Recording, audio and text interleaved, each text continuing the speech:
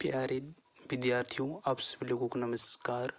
मैं आप सभी लोगों के लिए 2 पार्ट का क्वेश्चन आंसर लेकर के आया हूँ। ये क्लास 10 है और सब्जेक्ट साइंस।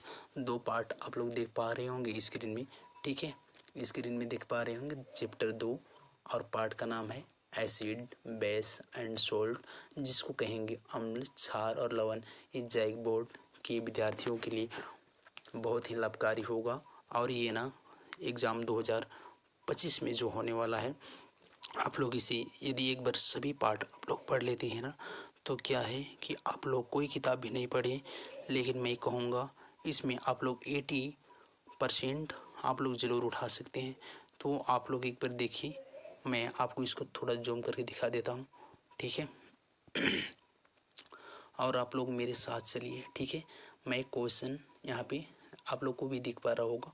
क्वेश्चन ये क्या है, 1 2 3 क्वेश्चन हिंदी में भी दिया है और इंग्लिश में भी दिया है। तो मैं क्वेश्चन हिंदी रीड करूँगा, ठीक है।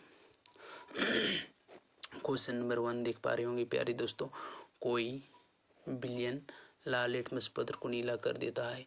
कोई बिलियन है जो कि लाल लिटमस पत्र को नीला कर देता है। इसका पीएच मान, इसका पीएच संभवतः क्या होगा। मतलब ना 1 बिलियन है और यह ना लाल लिटमस पत्र को नीला कर देता है, तो इसका पीएच मान क्या होगा। तो प्यारे विद्यार्थियों, मैं आप लोगों को बता देना चाहता हूँ, यदि कोई बिलियन है वो पीएच मान को, उसका नाम कोई बिलियन है, वह क्या कर देती है, लाल लिटमस पत्र को, किसको बोलो, लाल लिटमस पत्र को क्या कर देती है ना, वह नीला कर देती है। तो इसका मतलब वह क्षार है। क्या है, लाल लिटमस पत्र को क्या कर दे, नीला कर दे। क्या कर दे, नीला। लाल लिटमस पत्र को ना अगर नीला कर देता है तो वह क्या है, क्षार है यार, वह क्षार है, ठीक है। लाल लिटमस पत्र को क्या कर देता है, नीला कर देता है। अब क्या है ना, क्षार की बात करें तो क्षार का पीएच मान ना 7 से 14 होती है। 7 से कितना होती है, 14, ठीक है। 7 से 14 तक होती है। किसका, क्षार का पीएच मान ना 7 से 14 होती है। कितना होती है, 7 से 14। तो देखिए इसमें बोलता है लाल लिटमस पत्र को नीला कर देता है, मतलब वह क्षार है। और क्षार का पीएच मान कितना होती है, 7 से 14, मतलब 7 से नीचे नहीं होगा। तो यहाँ पे ऑप्शन नंबर 1 में 1 दिया है, बी में 4 दिया है, सी में 4 दिया है, 5 दिया है। तो तीनों ए बी सी ऑप्शन तो नहीं होगा, मतलब ऑप्शन नंबर क्या होगा, डी। ऑप्शन नंबर डी, इसका पीएच मान 10 होगा। या 7 से अधिक कुछ भी रहता ना, 8 9 10 14 ये सब रहता तो उसका आंसर वो हो जाता, ठीक है। अब क्वेश्चन नंबर 2 देखिए आप लोग। क्या बोलता है, कोई बिलियन अंडे के पीसे हुए कवच से, कोई बिलियन है वो अंडे के पीसे हुए कवच से क्या करता है, अभिक्रिया कर एक गैस उत्पन्न करता है। ये कोई बिलियन है ना, वो अंडे के पीसे हुए कवच से क्या करता है, अभिक्रिया करता है, ठीक है। और अभिक्रिया कर एक गैस उत्पन्न करता है जो चूने के पानी को दूधिया कर देता है। चूने के पानी को क्या कर देता है, दूधिया करता है। इस बिलियन में क्या होगा, इस बिलियन में क्या होगा। तो आप लोग को क्वेश्चन समझ में आ रही है। कोई बिलियन है वह पीसे हुए कवच, अंडे के पीसे हुए कवच से अभिक्रिया करता है और गैस उत्पन्न करता है जो चूने के पानी को दूधिया कर देता है, ठीक है। इस बिलियन में क्या होगा, तो इस बिलियन में ना HCl होगा। HCl हाइड्रोक्लोरिक अम्ल। ये किसका सूत्र है, HCl, तो हाइड्रोक्लोरिक अम्ल का सूत्र है। हाइड्रोक्लोरिक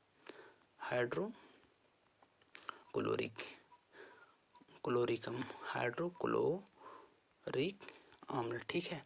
हाइड्रोक्लोरिक अम्ल का सूत्र है। इसको, जिसको हम लोग बोल सकते हैं हाइड्रोजन क्लोराइड भी बोल सकते हैं, ठीक है। हाइड्रोक्लोरिक अम्ल के बारे में और खास चीज़ क्या जानते हैं, तो हाइड्रोक्लोरिक अम्ल ना परबल अम्ल है। क्या अम्ल है, परबल अम्ल। अगर कभी आप लोग को पूछ दे कि ऐसे 2 परबल अम्ल का नाम बताइए, एक परबल अम्ल का नाम बताइए, ठीक है, परबल अम्ल, ठीक है। तो पहला तो HCl होगा, हाइड्रोक्लोरिक अम्ल, और दूसरा क्या हो जाएगा, H2SO4, ठीक है। परबल अम्ल आप लोग जान गए, HCl और H2SO4। नेक्स्ट क्वेश्चन चलेंगे, क्वेश्चन नंबर 3। मैं इसे थोड़ा जूम करके ऊपर कर देता हूँ, ठीक है, आप लोग देख पाएंगे। क्वेश्चन नंबर 3 देख पा रहे होंगे अच्छी तरह से, ठीक है। क्वेश्चन नंबर क्या, 3। देखिए प्यारे दोस्तों, हम क्वेश्चन नंबर 3 हिंदी को रीड करना है, इंग्लिश को नहीं, ठीक है। बोलता है NaOH का 10 ml बिलियन, NaOH का कितना ml बिलियन, 10 ml। NaOH मतलब सोडियम हाइड्रोक्साइड का 10 बिलियन मतलब 10 ml बिलियन। HCl की 8 ml बिलियन से तुरंत उदासीन हो जाता है। यदि हम NaOH की उसी बिलियन का 20 ml ले तो इसे उदासीन करने के लिए HCl की उसी बिलियन की कितनी मात्रा की आवश्यकता होगी? तो इसकी क्या है 16। आप लोग को इसको बहुत गणितीय भाषा में अच्छी तरह समझाता हूँ, ठीक है। देखिए क्या है ना, NaOH का मतलब सोडियम हाइड्रोक्साइड का, Na किसका बोलिए, OH का ना, NaOH का 10 ml बिलियन, कितना ml बिलियन, 10 ml बिलियन। और क्या है HCl का हाइड्रोक्लोरिक अम्ल का कितना 8 ml बिलियन। बिलियन से तुरंत उदासीन हो जाता है, मतलब ये सोडियम हाइड्रोक्साइड ये क्षार भी है और HCl अम्ल है, दोनों का अभिक्रिया से क्या होती है, तुरंत उदासीन हो जाता है, मतलब खट्टा भी नहीं होता है और क्या है ना, कड़वा भी नहीं होता है। यदि हम NaOH की उसी बिलियन का 20 ml ले लें, मतलब इसका 20 ml ले ले, तो 10 का 2 गुना कितना हो रही है, 20 ml ले ले, तो 8 का 2 गुना कितना होगी, 16 होगी। मतलब इसका आंसर क्या हो जाएगा, 16 ml। क्या हो जाएगा, 16 ml। तो ऑप्शन नंबर 16 किस में है, डी में, तो इसका आंसर डी हो जाएगा, ठीक है। क्वेश्चन नंबर अब हम लोग 4 चलेंगे, ठीक है, देख पा रहे होंगे प्यारे दोस्तों। क्वेश्चन नंबर 4 क्या बोलता है, अपच का उपचार करने के लिए, मतलब नहीं पचा है उसका उपचार करने के लिए निम्न में से किस औषधि का उपयोग होता है, ठीक है। मतलब आपका अगर कुछ खाए पिए हैं और वह नहीं पचा है तो उसको क्या करने के लिए औषधि के रूप में, दवा के रूप में किसका उपयोग हम लोग करेंगे। पहला ऑप्शन नंबर ए में है एंटीबायोटिक प्रतिजैविक, दूसरा में एनाल्जेसिक मतलब एनाल्जेसिक पिड़हारी, सी में एनसेटिड और डी में एंटीसेप्टिक प्रतिरोधी। तो हम लोग इसका उपयोग करेंगे ना एंटीसाइड का, ऑप्शन नंबर सी में है, देख पा रहे होंगे, ठीक है। नेक्स्ट क्वेश्चन चलेंगे हम लोग, क्वेश्चन नंबर 5, ठीक है। मैं इसको आप लोग को जूम करके दिखाता हूँ। क्वेश्चन नंबर क्या 5। आप लोग अगर इंग्लिश देखना चाहते हैं तो इंग्लिश का क्वेश्चन सारे दिख रही है। बोलता है नेक्स्ट, प्लास्टर ऑफ पेरिस किसके द्वारा कठोर होता है, प्लास्टर ऑफ पेरिस किसके द्वारा कठोर होता है। तो ऑप्शन नंबर ए में है ना पानी के संयोजन, पानी के साथ संयोजन, बी में है पानी देना, सी में CO2 और डी में है ना CO2 के संयोजन। तो देखिए प्यारे दोस्तों, प्लास्टर ऑफ पेरिस के सूत्र की बात कर दी तो होता है CaSO4 1/2H2O होता है। किसका सूत्र होता है, प्लास्टर ऑफ पेरिस का सूत्र, आप लोग याद कर लीजिएगा। हम लोगों ने देखा प्लास्टर ऑफ पेरिस का सूत्र CaSO4 1/2H2O। क्या बोलता है, प्लास्टर ऑफ पेरिस किसके द्वारा कठोर होता है, तो ये जल के साथ संयोजन करेगा ना तो यह कठोर हो जाएगा, ठीक है। प्लास्टर ऑफ पेरिस, मैं प्लास्टर ऑफ पेरिस के बारे में डिटेल बताना चाहता हूँ थोड़ा सा। प्लास्टर ऑफ पेरिस का सूत्र देख लिया CaSO4 1/2H2O, ठीक है। और ना प्लास्टर ऑफ पेरिस का उपयोग बताए, ऐसा अगर बोलेगा तो यह नाम चिकित्सा के क्षेत्र में डॉक्टर क्या करता है, हड्डी सब कोई अगर मरीज का टूटा हुआ रहता है तो उसको जोड़ने में प्लास्टर ऑफ पेरिस का प्रयोग करता है, ठीक है। तो डॉक्टर के क्षेत्र में प्रयोग होता है, पहला चीज। दूसरा चीज में क्या है, प्लास्टर ऑफ पेरिस का उपयोग, तो प्लास्टर ऑफ पेरिस का उपयोग ना खिलौना बनाने के लिए भी किया जाता है, ठीक है। तो प्लास्टर ऑफ पेरिस का 2 उपयोग बोलेगा, तो पहला डॉक्टर के क्षेत्र में, दूसरा क्या चीज, खिलौना बनाने के लिए। अब प्लास्टर ऑफ पेरिस का सूत्र में बताया CaSO4 1/2H2O, ठीक है, जिसे कैल्शियम सल्फेट अर्धहाइड्रेट या कैल्शियम सल्फेट हेमीहाइड्रेट भी बोलते हैं। और नेक्स्ट बात करें हम लोग क्या, किसकी, प्लास्टर ऑफ क्या बोलिए, पेरिस की, प्लास्टर ऑफ पेरिस की। तो ना यह जल के साथ संयोजन करता है तो क्या बन जाता है, कठोर बन जाता है। और ये कैसे बनता है, तो जिप्सम को 373 केल्विन तापमान पर गर्म करने पर ये जल के अणुओं को त्याग कर कैल्शियम सल्फेट अर्धहाइड्रेट बनता है, जिससे प्लास्टर ऑफ पेरिस कहती है, ठीक है। प्लास्टर ऑफ पेरिस से रिलेटेड अगर क्वेश्चन कभी पूछेगा ना तो इससे बाहर नहीं पूछेगा, मैं जो बताया, ठीक है। क्वेश्चन नंबर 6 देखिए, इमली में पाए जाने वाला अम्ल है। तो बताइए प्यारे दोस्तों, इमली में कौन सा अम्ल पाया जाता है? ये तो आप लोग जान रहे होंगे, टार्टरिक अम्ल। ठीक है, इमली में कौन सा अम्ल पाया जाता है? टार्टरिक अम्ल। नेक्स्ट क्वेश्चन, क्वेश्चन नंबर 6 देखेंगे ना। क्वेश्चन नंबर 6, अच्छा देख लिया हम लोगों ने, प्लास्टर इमली में कौन सा अम्ल पाया जाता है? तो टार्टरिक अम्ल। अब नेक्स्ट क्वेश्चन थोड़ा सा लॉन्ग तो नहीं, ये देखिए इंपॉर्टेंट क्वेश्चन है। आप क्या बोलता, अति लघु उत्तरीय प्रश्न, very short answer type question. ठीक है, क्वेश्चन नंबर 1 देखिए आप लोग, CaOCl2। ठीक है, CaOCl2 यौगिक का प्रचलित नाम क्या है? प्यारे दोस्तों मैं इसका 2-3 नाम बताऊंगा। ठीक है, प्रचलित नाम पूछ रहा है CaOCl2, तो ना CaOCl2 की बात करें तो इसका प्रचलित नाम ब्लीचिंग पाउडर भी है। क्या चीज़ बोलिए? Bleaching powder. ठीक है, ब्लीचिंग पाउडर है। और ना बिरिंजक चूर्ण भी बोलते हैं। अगर यहाँ पे आप लोग ब्लीचिंग पाउडर भी लिख देंगे ना तो वो गलत नहीं होगी, बिरिंजक चूर्ण भी लिख दिया है तो ये भी गलत नहीं होगी। अब क्या है ना, इसके जगह में हम लोग ये भी लिख सकते हैं, इसका अगर रासायनिक नाम पूछ देता, किसका? CaOCl2 का रासायनिक नाम अगर पूछ देता ना तो इसको हम लोग बोलते कैल्शियम। Ca है कैल्शियम, O मतलब ऑक्सीजन, Cl2 मतलब क्लोराइड, कैल्शियम ऑक्सीक्लोराइड। अगर CaOCl2 का रासायनिक नाम पूछ देगा तो कैल्शियम ऑक्सीक्लोराइड बोलेंगे। अगर कैल्शियम ऑक्सीक्लोराइड मतलब CaOCl2 कैसे बनता है, अगर ये पूछ दिए ना ये कैसे बनता है, तो हम लोग ना सूक्ष्म बुझा हुआ चूना मतलब CaOH का Hol2 होती है। ठीक है, इस पर क्या करते हैं, क्लोरीन गैस की क्रिया से ना कैल्शियम ऑक्सीक्लोराइड बनता है। ठीक है, अगर ये क्वेश्चन कैल्शियम ऑक्सीक्लोराइड, ये CaOCl2 यौगिक का प्रचलित नाम आप लोग को समझ में आया होगा, बिरिंजक चूर्ण। अब मैं क्वेश्चन नंबर 2 चलता हूँ। ठीक है प्यारे दोस्तों, आप लोग को अगर कोई चीज़ समझ में ना आए तो आप लोग वीडियो को रोक कर या पीछे या आगे करके देख सकते हैं। क्वेश्चन नंबर 2 देखिए, उस पदार्थ का नाम बताइए जो क्लोरीन से क्रिया करके बिरिंजक चूर्ण बनाता है। तो मैं अभी इसको बता दिया, उस पदार्थ का नाम बताइए जो क्लोरीन से क्रिया करके क्या बनाता है? बिरिंजक चूर्ण बनाता है।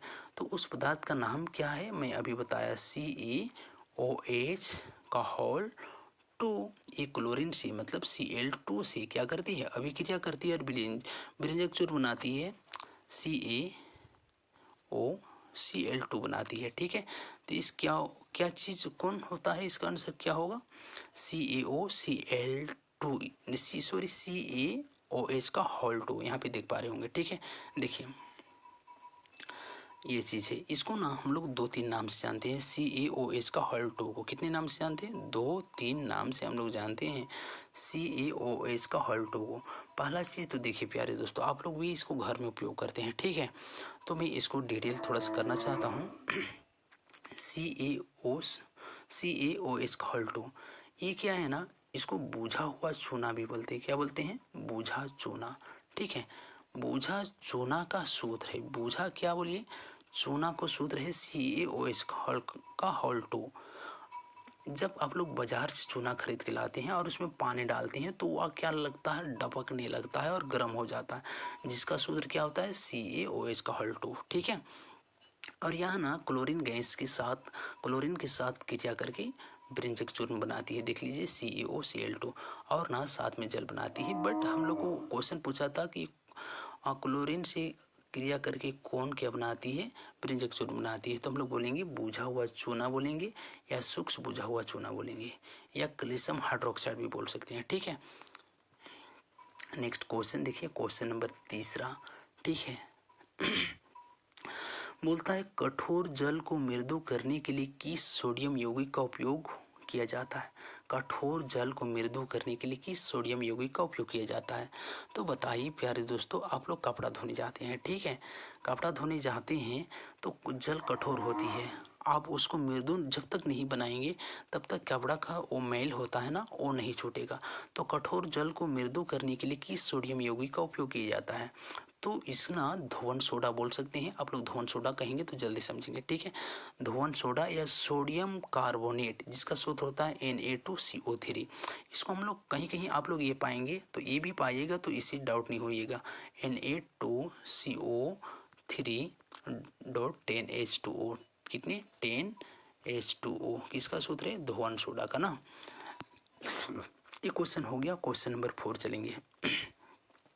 टमाटर में कौन सा अम्ल होता है? तो ऑक्जेलिक अम्ल। टमाटर में कौन सा अम्ल होता है? ऑक्जेलिक अम्ल। ठीक है। अब ना क्वेश्चन में नेक्स्ट चलूंगा, क्वेश्चन नंबर 5। ठीक है, नेक्स्ट पेज प्यारे दोस्तों।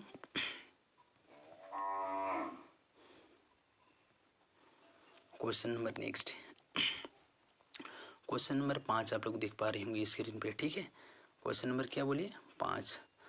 चींटी की डंक, यहाँ पे होना चाहिए 10 लिख दिया। चींटी की डंक में उपस्थित अम्ल का नाम बताइए।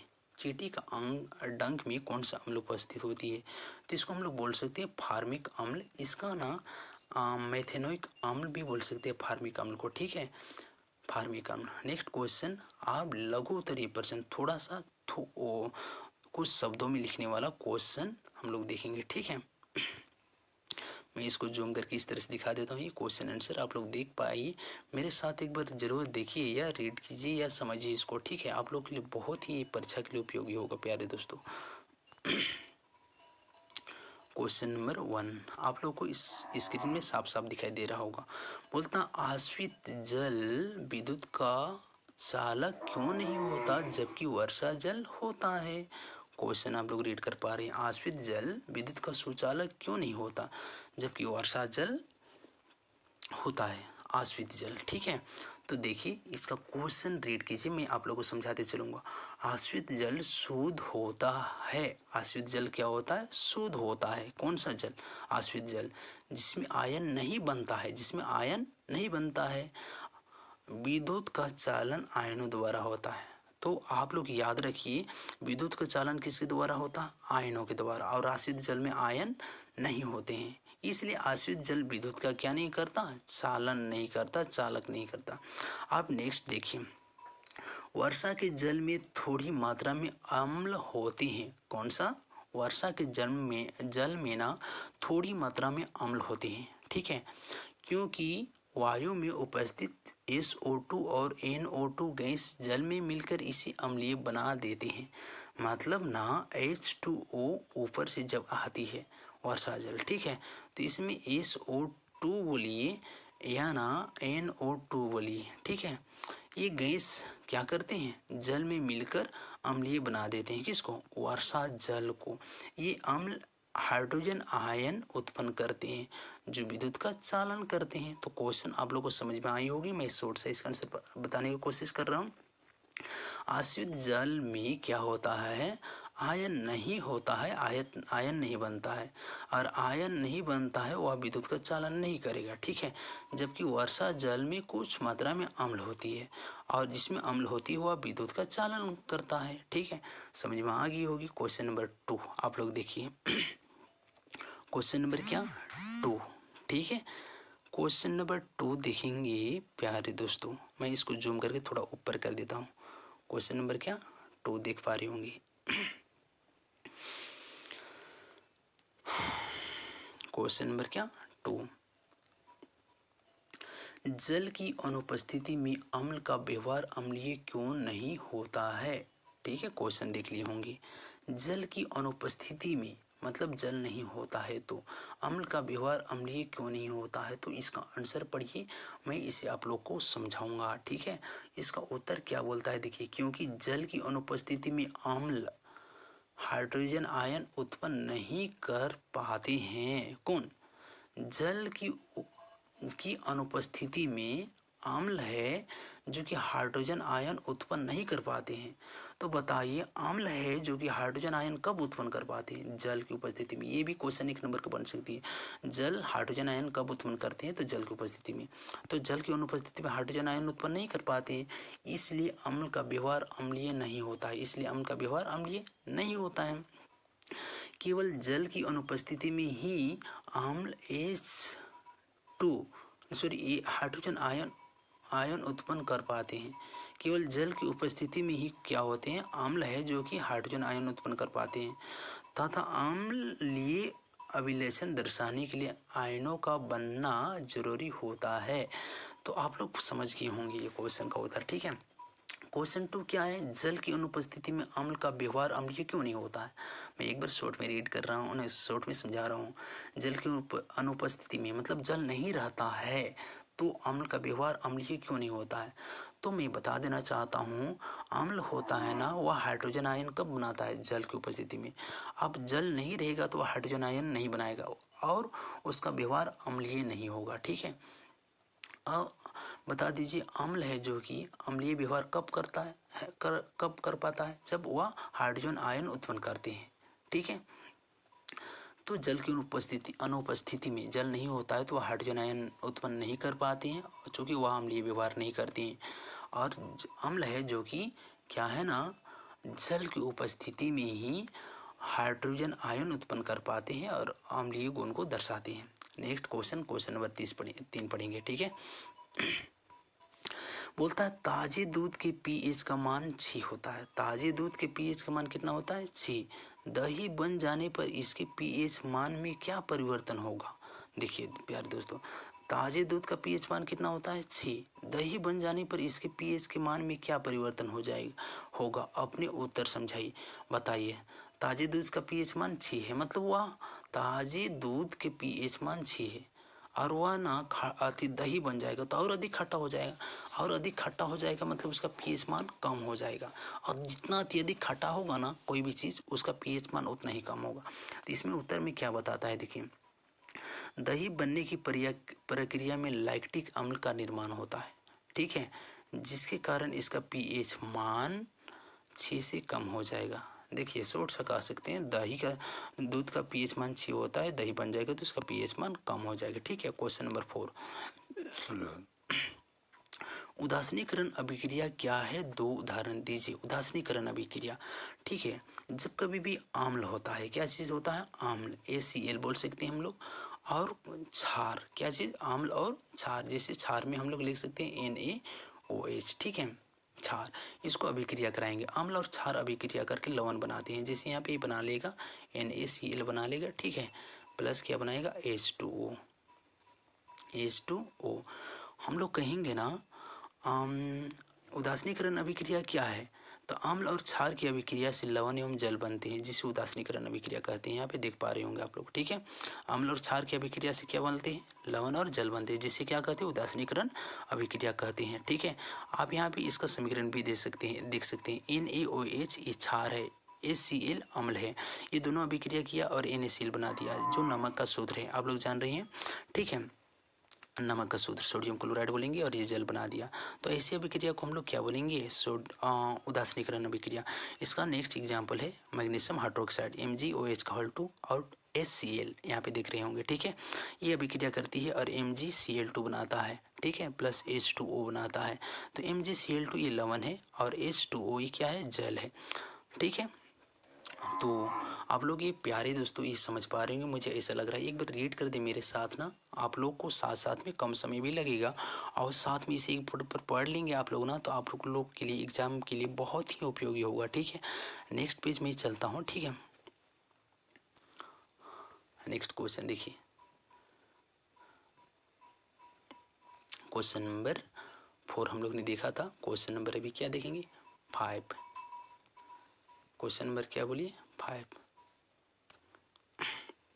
क्वेश्चन नंबर 5 यहाँ पे देख पा रहे होंगे, प्लास्टर ऑफ पेरिस की जल के साथ क्रिया के लिए समीकरण लिखिए। ठीक है, प्लास्टर ऑफ पेरिस की जल के साथ अभिक्रिया के लिए क्या लिखिए, समीकरण लिखिए। तो मैं प्लास्टर ऑफ पेरिस का सूत्र बताया था, Ca, यहाँ पे भी लिखा हुआ है CaSO4 1/2H2O प्लस क्या है 1/2 H2O। ये ना दोनों क्या होती है, अभिक्रिया करती है और क्या बनाती है, जिप्सम बनाती है। जिप्सम का सूत्र आप लोग को आता है यार, जिप्सम का सूत्र, किसका सूत्र बोलिए, जिप्सम। ठीक है, जिप्सम का सूत्र होता है ना CaSO4.2H2O, किसका सूत्र, जिप्सम का। तो मैं इसको आप लोग को बेहतर से थोड़ा समझाता हूँ। क्वेश्चन बोला है प्लास्टर ऑफ पेरिस की जल के साथ अभिक्रिया के लिए समीकरण लिखिए, प्लास्टर ऑफ पेरिस का। तो देखिए, प्लास्टर ऑफ पेरिस का सूत्र यहाँ पे दिया गया है CaSO4 ½ H2O और यहाँ पे 1/2 ये जल है। यह अभिक्रिया करके CaOH का Hal2 बनाता है, जिसका ये जिप्सम का सूत्र है। किसका सूत्र है? जिप्सम का। ठीक है, यहाँ पे क्या बोलता है? Plaster of Paris CaSO4 half H2O जल के साथ, किसके साथ? जल के साथ अभिक्रिया करके जिप्सम का निर्माण करता है। ठीक है, देखिए इसमें क्या है, क्वेश्चन दो प्रकार से पूछ सकता है। जिप्सम का निर्माण कैसे होता है? तो प्लाटर ऑफ पेरिस का जल के साथ अभिक्रिया करता है तो जिप्सम बनता है। और कभी क्वेश्चन पूछते ये कि प्लाटर ऑफ पेरिस का निर्माण कैसे होता है, तो हम लोग क्या कहेंगे? जिप्सम को 373 केल्विन तापमान पर गर्म करने पर एक कैल्शियम सल्फेट अर्धहाइड्रेट बनता है, मतलब CaSO4 1/2 H2O बनता है, जिसे क्या बोलते हैं? प्लाटर ऑफ पेरिस कहते हैं। ठीक है, मैं इसका तभी उपयोग भी बताया था। किसका? प्लास्टर ऑफ पेरिस का, डॉक्टर के क्षेत्र में खिलौना बनाने में। आप लोगों को बार बार ऐसे सुनते बहुत सारे क्वेश्चन याद हो जाएगा। ठीक है, क्वेश्चन आप देखेंगे ना, क्वेश्चन नंबर 6। ठीक है, क्वेश्चन नंबर 6 देख पा रहे होंगे।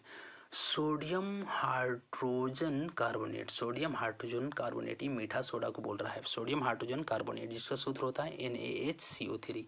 सोडियम हाइड्रोजन कार्बोनेट की विलयन को गर्म करने पर, सोडियम हाइड्रोजन कार्बोनेट की विलयन को क्या करने पर? गर्म करने पर क्या होगा? इस अभिक्रिया के लिए समीकरण लिखिए। सोडियम हाइड्रोजन कार्बोनेट मतलब मीठा सोडा बोलिए या बेकिंग सोडा बोलिए या खाने वाला सोडा बोलिए, जिसको हम लोग क्या, जब कभी भी रोटी पकाते हैं ना यार, तो उसको डालते हैं जिससे वो फूला हुआ सा स्पंजा हो जाता है, फूला हुआ होता है। ठीक है, तो बोलता है सोडियम हाइड्रोजन कार्बोनेट की विलयन को गर्म करने पर क्या होगा? इस अभिक्रिया के लिए क्या लिखिए? समीकरण लिखिए। तो सोडियम हाइड्रोजन कार्बोनेट की विलयन को गर्म करने पर यह सोडियम कार्बोनेट जल और कार्बन डाइऑक्साइड बनाएगा। ठीक है, क्या बनाएगा? सोडियम कार्बोनेट जल और क्या बनाएगा? Carbon dioxide. जो समीकरण में आप लोग देख पा रहे हैं NaHCO3, ये किसका सूत्र है? Sodium hydrogen carbonate.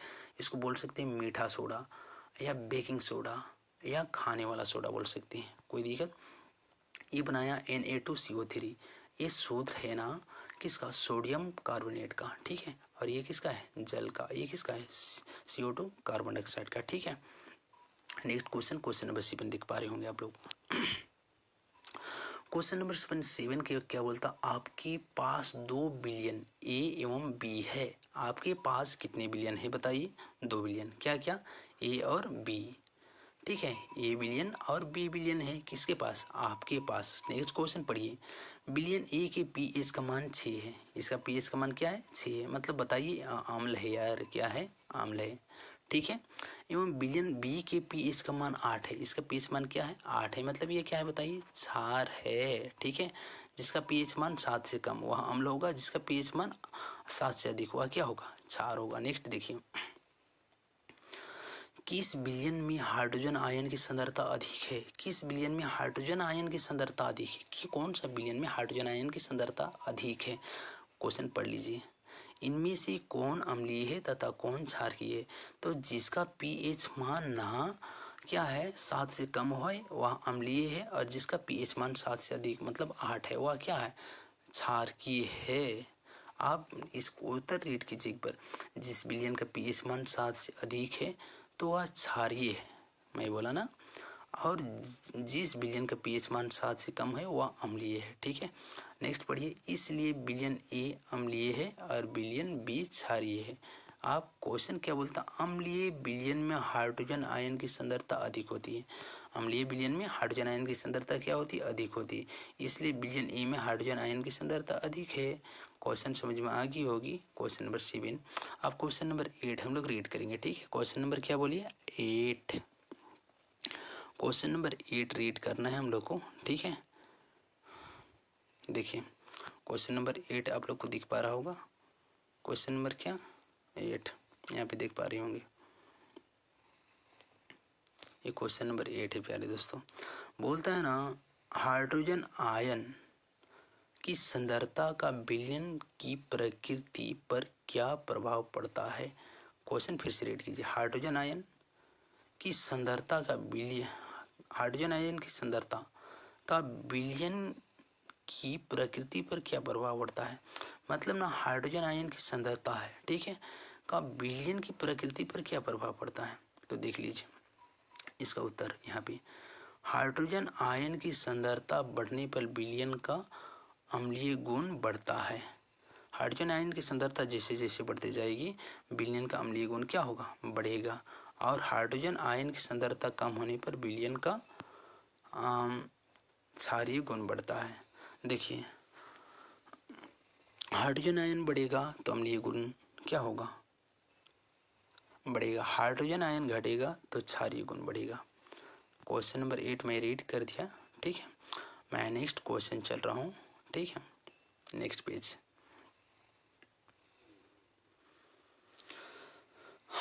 दिख पा रही होंगी क्वेश्चन नंबर क्या 9 है। क्वेश्चन नंबर 9 क्या बोलता है, क्या क्षारकीय विलयन में हाइड्रोजन आयन होते हैं। क्षारकीय विलयन में हाइड्रोजन आयन होते हैं, अगर हाँ तो यह क्षारकीय क्यों होते हैं। अगर हाइड्रोजन आयन में क्षारकीय क्या बोलता है, क्या क्षारकीय विलयन में हाइड्रोजन आयन होते हैं, अगर हाँ तो मतलब क्षारकीय विलयन में हाइड्रोजन आयन होते हैं तो यह क्षारकीय क्यों होते हैं। रीड कीजिए, क्वेश्चन समझ में आई होगी। क्षारकीय विलयन में हाइड्रोजन आयन होते हैं, क्षारकीय विलयन में हाइड्रोजन आयन होते हैं, अगर हाँ होते हैं तो यह क्षारकीय क्यों होते हैं। हाइड्रोजन आयन होने पर वह क्षारकीय क्यों होता है, हाइड्रोजन आयन होने पर उसे अम्ल होना चाहिए, ठीक है। तो देखिए मैं एक बहुत बेहतरीन चीज़ आप लोग को बता रहा हूँ। यदि कभी क्वेश्चन पूछ देगा कि इनमें से कौन सा परबल अम्ल है, ठीक है, कौन सा परबल अम्ल है। अगर ऑप्शन दे चार ऑप्शन इस प्रकार HCl, HNO3 या H2SO4 ये सब दे, ठीक है, या कुछ भी दे CH3 COO ये सब दे। इनमें से कौन सा क्या है ना परबल अम्ल है, तो हम लोग सबसे पहले हाइड्रोजन देखेंगे, जिसमें सबसे कम हाइड्रोजन होगा वह परबल अम्ल होगा। तो इसमें हाइड्रोजन एक है, इसमें भी हाइड्रोजन क्या है, एक है। और ऑक्सीजन जिसमें क्या है अधिक रहेगा वह दुर्बल अम्ल होगा। तो इसमें HNO3 है, ऑक्सीजन इसमें 3 है और इसमें ऑक्सीजन नहीं है, मतलब परबल अम्ल HCl। तो आप लोग याद रखिएगा जिसमें हाइड्रोजन कम से कम होगा ना वह परबल अम्ल होगी, ठीक है। नेक्स्ट में ये क्वेश्चन जो पढ़ रहा था उसे मैं समझा रहा हूँ पूरी। क्या क्षारकीय विलयन में हाइड्रोजन आयन होते हैं, अगर हाँ तो यह क्षारकीय क्यों होते हैं। अगर क्षारकीय विलयन में अगर हाइड्रोजन आयन होते हैं तो क्षारकीय क्यों होते हैं, उसे अम्लीय होना चाहिए, बट क्षारकीय होते हैं तो क्यों। तो इसका आंसर देखिए प्यारे दोस्तों, हाँ क्षारकीय विलयन में हाइड्रोजन आयन भी होते हैं परंतु इसकी सांद्रता OH आयन की सांद्रता से बहुत कम होती है। क्या बोल रहा है, हाइड्रोज हाँ क्षारकीय विलयन में, मतलब क्षारकीय विलयन जो है उसमें भी हाइड्रोजन आयन होते हैं। क्षारकीय विलयन में क्या होते हैं, हाइड्रोजन आयन होते हैं, परंतु इसकी सांद्रता OH मतलब हाइड्रोक्साइड आयन की सांद्रता से बहुत कम होती है। OH आयन की सांद्रता अधिक होने के कारण ये क्षारकीय होते हैं। तो क्वेश्चन पूरी समझ में आई होगी। क्वेश्चन बोला था क्षारकीय विलयन में हाइड्रोजन आयन होते हैं या नहीं, तो पहला चीज होते हैं। अगर होते हैं तो वह अम्लीय क्षारकीय क्यों होते हैं, उसे अम्लीय होना चाहिए। बट क्या है ना उसमें देखिए अगर ना हाइड्रोजन आयन होगा, कौन सा आयन होगा, हाइड्रोजन आयन होगा, ये हाइड्रोजन आयन है, ठीक है, और ये OH आयन है, ठीक है। आप इन दोनों में देखेंगे अगर सबसे अधिक OH आयन होगी तो यह क्षारकीय होगा, ठीक है। तो हाइड्रोजन आयन उसमें रहेगा भी लेकिन OH आयन रहेगा ना तो वह क्या होगा, क्षारकीय होगा, ठीक है। क्वेश्चन नंबर 10, क्वेश्चन नंबर क्या बोलिए 10, क्या बोलता है ना, अम्ल को तनुकृत करते समय, अम्ल को तनुकृत करते समय क्यों अनुशंसित करते हैं कि अम्ल को जल में मिलाना चाहिए ना कि जल को अम्ल में। क्वेश्चन समझ में आ रही है। अम्ल को तनुकृत करते समय यह क्यों अनुशंसित करते हैं कि अम्ल को जल में मिलाना चाहिए, अम्ल को किसमें, जल में मिलाना चाहिए ना कि जल को अम्ल में। मतलब ना जब कभी भी अम्ल को हम लोग क्या कर रहे हैं, तनुकृत कर रहे हैं, क्या कर रहे हैं, तनुकृत। तनुकृत का मतलब समझाऊंगा मैं। तनुकृत करते समय यह क्यों अनुशंसित करते हैं कि मतलब यह क्यों बताया जाता है या क्यों सुझाया जाता है कि अम्ल को जल में मिलाना चाहिए। किसको मिलाना चाहिए? अम्ल को किस में मिलाना चाहिए? जल में, ना कि जल को अम्ल में। तो देखिए मैं इसका एक क्वेश्चन रीड कर रहा हूँ, साथ में समझा रहा हूँ। एक चीज़ बता देना चाहता हूँ आप लोग को, तनु, क्या बोलिए? तनु और सांद्र। क्या चीज़? तनु और सांद्र। इसका मतलब बताता हूँ। बात की बात है, आप लोग जिससे समझ पाए वो चीज़ से समझाता हूँ। तनु की बात कर दी तो माना आपके पास एक गिलास है और गिलास में ना क्या चीज़ है कि उसमें नमक डाले हैं।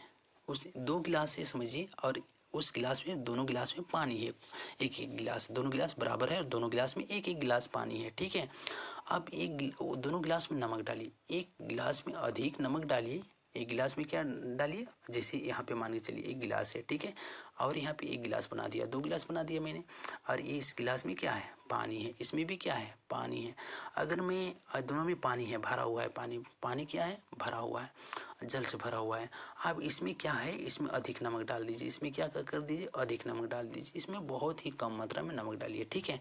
बता दीजिए आप दोनों में से पीना हार्ड किसको होगा? जिसमें अधिक नमक है ना, वह बहुत पीने में ना दिक्कत होगा, और ये बहुत गाढ़ा घोल है बोलेंगे तो इसको हम लोग सांद्र विलयन बोल सकते हैं। कौन सा विलयन? सांद्र विलयन। और ये विलयन को क्या बोलेंगे? तनु। यार क्या चीज़? तनु। समझ में आई होगी आप लोग को। सांद्र का मतलब ये है कि गाढ़ा घोल, और तनु का मतलब ये है कि हल्का घोल, ठीक है। आप देखिए क्वेश्चन नंबर हम लोग 10 रीड कर रहे थे। अम्ल को तनुकृत करते समय यह क्यों अनुशंसित करते हैं कि अम्ल को जल में मिलाना चाहिए, ना कि जल को अम्ल में, ठीक है। तो क्वेश्चन, इसका आंसर रीड कीजिए आप लोग।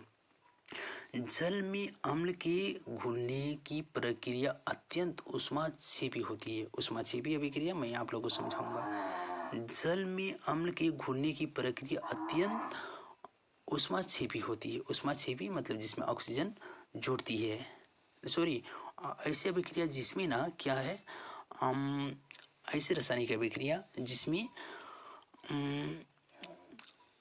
अभिक्रिया के उपरांत उत्पाद के उपरांत क्या होती है? ऊष्मा उत्पन्न होती है, ठीक है। इसको पूरा पढ़ लीजिए। जल में अम्ल के घुलने की प्रक्रिया अत्यंत ऊष्माक्षेपी होती है। जल में अम्ल के घुलने की प्रक्रिया, जल में क्या चीज?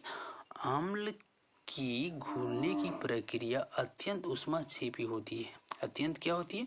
ऊष्माक्षेपी होती है। किसमें? जल में अम्ल की घुलने की प्रक्रिया अत्यंत ऊष्माक्षेपी होती है। सांद्र अम्ल में जल मिलाने पर, सांद्र अम्ल में क्या मिलाने पर? जल मिलाने पर उत्पन्न हुई ऊष्मा के कारण मिश्रण आस्फलित होकर बाहर आ सकता है तथा किसी तरह की दुर्घटना हो सकती है। साथ ही अत्यधिक स्थानीय ताप के कारण उपयोग किया जा रहा कांच का पात्र टूट भी सकता है। इसलिए अम्ल को सदैव धीरे धीरे तथा जल को लगातार हिलाते हुए जल में मिलाना चाहिए। ये क्वेश्चन आप लोग एक बार रीड कर ली यार। हम लोग ये पार्ट को ना, ये पार्ट का मैं और एक वीडियो बनाऊंगा, ठीक है, उसमें ये क्वेश्चन फिर से एक बार समझाऊंगा, ठीक है। तो मुझे ऐसा लग रहा है कि वीडियो काफ़ी लंबी हो सकती है, तो मैं इसको ना अभी क्या कर रहा हूँ, अच्छा ये पेज ख़त्म कर देता हूँ, ठीक है। एक क्वेश्चन है, देख लीजिए। क्वेश्चन नंबर क्या? दीर्घ उत्तरीय प्रश्न, मतलब लंबा क्वेश्चन आ गया, ठीक है। पहला क्वेश्चन,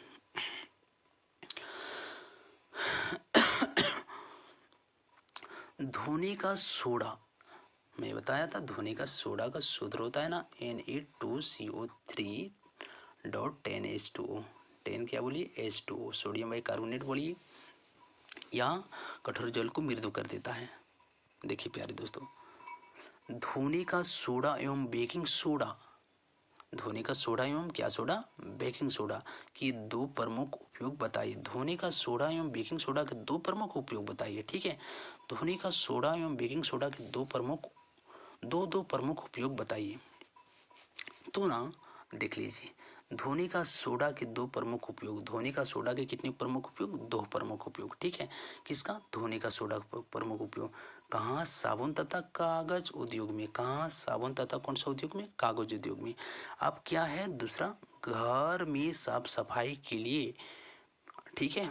घर में क्या करने के लिए? साफ सफाई के लिए किसका उपयोग किया जाता है? धोने का सोडा का। इसको आप लोग इस तरह से याद कर सकते हैं, ठीक है। कांच उद्योग में या साबुन उद्योग में या कागज उद्योग में, ठीक है। कांच उद्योग में कांच को साफ करने के लिए होगा। साबुन उद्योग मतलब धोने का सोडा को साबुन बनाने के लिए प्रयोग किया जाएगा। कागज उद्योग में भी उपयोग किया जाएगा, ये याद कर लीजिए। और घर का साफ सफाई करने के लिए तो हम लोग धोवन का सोडा का मतलब घर में जो निरमा होती है वो डिटर्जेंट पाउडर जिसका उपयोग करते हैं फर्श साफ सफाई करने में या बहुत सारी चीज़ करने में। तो घरों में साफ सफाई के लिए भी होता है किसका? धोने का सोडा का उपयोग। आप लोग इसे फिर से रीड कर सकते हैं। धोने का सोडा का दो प्रमुख उपयोग। कहाँ? साबुन तथा कागज उद्योग में। घरों में साफ सफाई के लिए होता है, ठीक है। आप क्वेश्चन नेक्स्ट देख सकते हैं। बेकिंग सोडा के दो प्रमुख उपयोग। सोडा अम्ल अग्निशामक में। सोडा अम्ल किसमें बोलिए? अग्निशामक में। सोडा अम्ल अग्निशामक में खाने की चीज़ों को मुलायम तथा स्पंजी बनाने में, ठीक है। Baking soda. बेकिंग सोडा मतलब आप लोग जान रहे हैं, दुकान से खरीद के लाते हैं कुछ। अगर आप डोसा बना रहे हैं या कोई भी रोटी बना रहे हैं तो खाने का सोडा का उपयोग करते हैं। खाने की सोडा का उपयोग क्या? खाने की कोई भी चीज़ बनाते हैं अगर वो उसे हम लोग को थोड़ा फुलाना होता है या स्पंज बनाना होता है या मुलायम बनाना होता है तो हम लोग क्या करते हैं ना, खाने की सोडा मतलब बेकिंग सोडा को हम लोग क्या करते हैं, उसमें थोड़ा मिला देते हैं, ठीक है। जिससे क्या है वो खाने में थोड़ा ना हम लोग को अच्छा लगती है, स्पंजी लगती है, थोड़ा मुलायम लगती है। तो मैं ये वीडियो इतनी ही लंबा बनाता हूँ, अधिक लंबा नहीं बनाता हूँ। मैं इसका ये पार्ट समाप्त करूँगा सेकेंड वीडियो में, ठीक है। प्यारे दोस्तों नमस्कार। आप लोग इसी लाइक करें और ना इस चैनल को सब्सक्राइब एक बार ज़रूर कर दें। आप लोग को मैं ये ना साइंस का हर टॉपिक इस प्रकार करा दूंगा, आप लोग के लिए बहुत ही उपयोगी होगी। धन्यवाद प्यारे दोस्तों।